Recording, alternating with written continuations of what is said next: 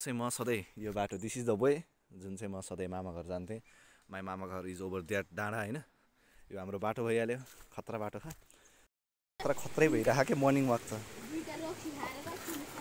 बाटो त खत्रै छ, खोलामा आइसक्यौँ हामी वाकिङ गर्दा गर्दै। यु क्यान सी केटोलाई हल्का गाह्रो भइरहेको। यो चाहिँ हाम्रो खोला, यहाँ हाम्रो सानो बेलामा पौडी खेल्ने ठाउँ है।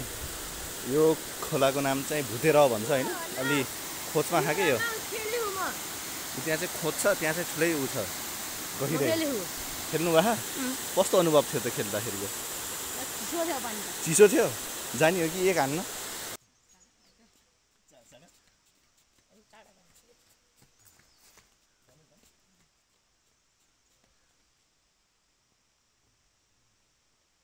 डेस्टिनेसन चाहिँ होइन, हामी रनिङ त्यो डाँडो छ नि त्यहाँसम्म जाने भनेको छौँ। लेट्स सी है त भान्जा र म। लेट्स गो भान्जा। ल भान्जा उठ्दै बिस्तारै आउनुपर्छ, फेरि अहिले यहाँ खुट्टा मोडिन नि सक्छ फेरि। ओइ हामी यो पाटै पाटो यहाँसम्म होइन भान्जा?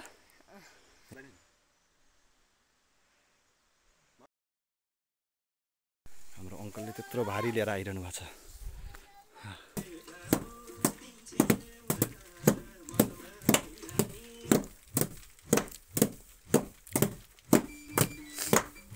भान्जा भान्जी अङ्कल सबै हामी चाहिँ यहाँ पौडी खेल्नलाई यो र भइहालेको र हाम्रो किसिम छ र यहाँ जाडोमा। तर हामी खतर तरिकाले पौडी खेलिन्छ होइन, म लगायत सबै हाम्रो टिमहरू।